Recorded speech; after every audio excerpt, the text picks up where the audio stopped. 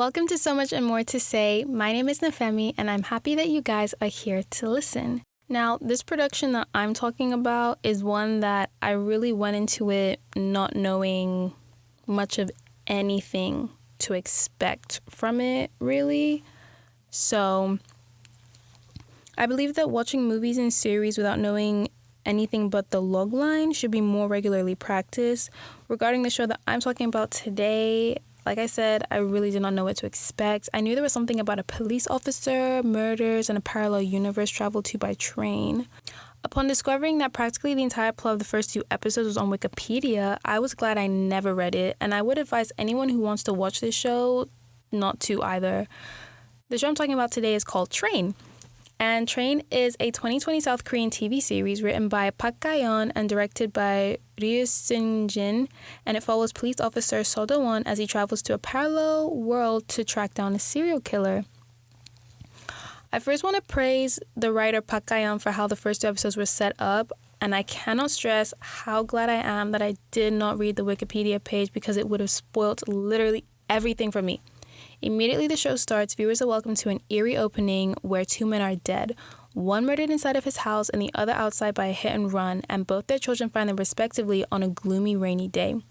Fast forward a couple of years, those kids are now the adults of Seo Dowon, portrayed by Yoon Si-yoon, and Han Seo-kyung, portrayed by Kyung Soo-jin. The 2 of them are at odds with each other about a case they're both involved in as a police officer and a prosecutor, and as the first episode goes on, bodies are quickly found at a train track, which leads to an investigation which somehow has an unsolved case from years ago mixed up in it. The first 2 episodes do a great job of hooking viewers into the story by presenting the peculiar murder cases, building intrigue, and subverting expectations. The episodes reveal just shy of what is needed to know in the moment, which keeps one invested and later satisfied, but also possibly on edge when puzzle pieces fall into place as new information is presented. The world is also set up pretty well as viewers are introduced to an ominous train station that is supposed to be out of service, but mysteriously isn't. Aside from the plot and the world, the 2 main characters were also a strong part of the show. Seo Dowon and Han Seo-kyung of World A, which is the world that we're initially introduced to where the main characters are from, were really strong characters, and they were characters that you can grow to be emotionally invested in almost immediately after meeting them and learning about their individual backstories as well as their backstories together.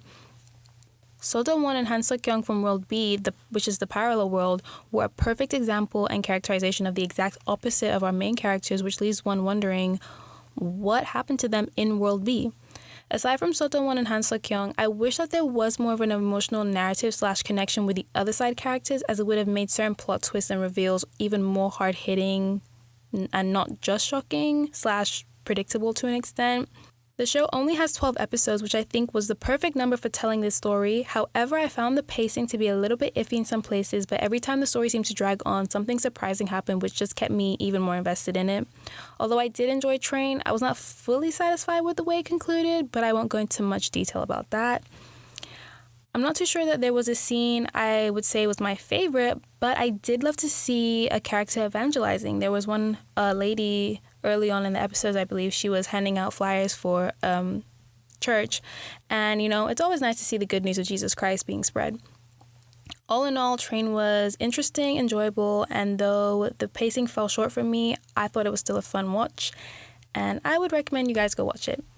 Thank you for listening to this episode of So Much More to Say. I hope you enjoyed it, and I'll see you next time with the next episode.